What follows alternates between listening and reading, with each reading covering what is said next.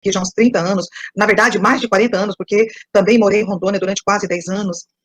Eu avalio tudo isso, sinceramente, como um pesadelo. Eu tenho a impressão assim, meu Deus, será que daqui a pouco eu vou acordar e tudo isso foi um enorme pesadelo? Porque eu falo que acho que nem em tempos de guerra, ou então de pandemias gravíssimas que a humanidade já atravessou, a gente tenha tido um quadro de violação do direito de liberdade, do direito de propriedade, da maneira como nós estamos vivendo agora. E isso sim, para mim, eu falo, é grave. Talvez pela minha natureza, uma natureza, eu sei que talvez não seja uma natureza comum, eu não consigo ter medo dessa contaminação com o vírus corona ou com qualquer outra doença.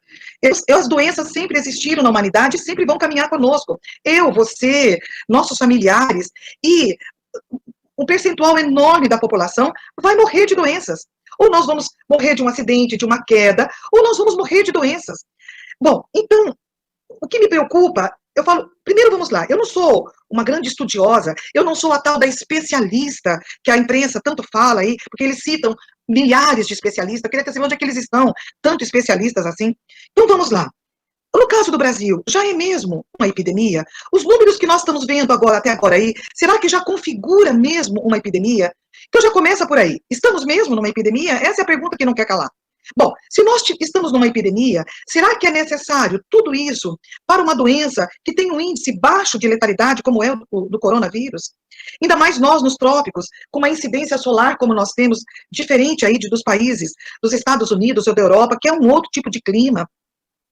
Então, mas a Anvisa e a própria FDA acabou de aprovar um coquetel importante de medicação, que é a hidroxicloroquina, junto com a azitromicina, o zinco e a vitamina D, que tem um índice incrível de resultabilidade, de cura dessa gripe. Então, eu fico assim pensando, será que nós não estamos sendo desproporcionais? Eu não tenho nenhuma dúvida disso. Eu sei que eu não sou ninguém, eu não sou uma especialista ou uma estudiosa, mas eu observo as coisas, eu sei fazer conta. Eu falo assim, vamos observar os fatos, eu não quero narrativa, eu sei observar os fatos. Então, nós estamos vendo, então, que nós já temos, eu falo assim, aí, um quadro que nos propicia flexibilizar. Vamos permitir que as pessoas voltem a trabalhar. Não existe pior doença do que ficar confinado. As pessoas estão adoecendo porque estão confinadas. Já começam a aparecer doenças psicossomáticas nessas pessoas porque elas estão adoecendo com esse confinamento.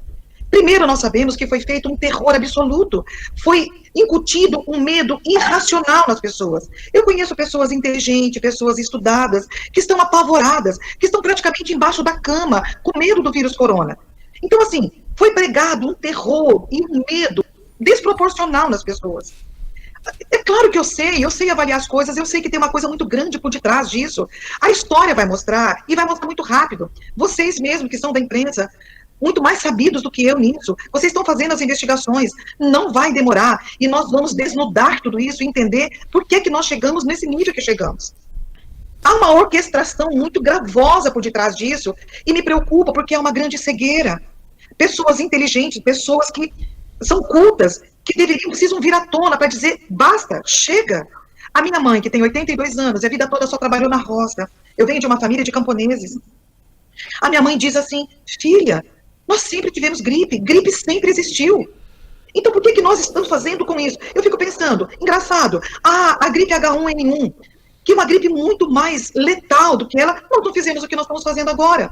Aqui onde eu moro, nós temos uns índices gravíssimos de dengue, de leptospirose.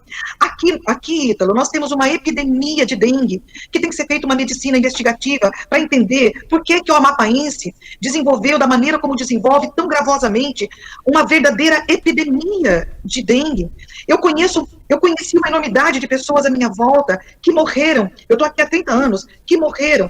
Boa parte das pessoas que eu conheci e que morreram aqui, morreram de diabetes.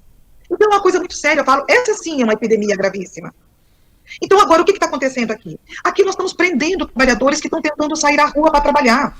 Então, eu digo, tá, eu sou uma magistrada, eu tenho um salário razoável, muito bom, eu moro numa casa grande, então, assim, pronto, eu poderia ficar confinada um bom tempo.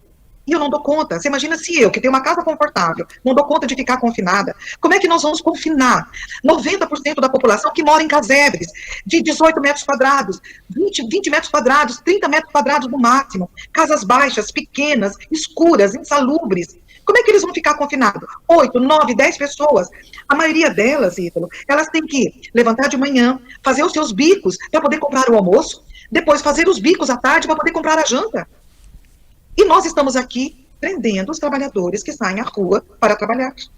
Bom, então, para mim é um quadro gravíssimo. Eu vejo isso com uma gravidade enorme. E nós sabemos, Ítalo, que uma boa parte da grande imprensa nacional é responsável por tudo isso, porque ela ajudou a incutir um medo desproporcional nas pessoas. Eu participo de vários grupos nacionais de magistrados, de juristas, e eu vejo que eles, mesmo pessoas que têm um conhecimento e acesso a boas informações, mesmo eles, tomados de um medo irracional. Então, eu não tenho medo do coronavírus. Se falar para mim assim, bom, Pini, aqui tem uma piscina de coronavírus, e aqui está a sua liberdade. Então, o preço que você vai pagar por ela é mergulhar nessa piscina do coronavírus. Eu não penso meia vez.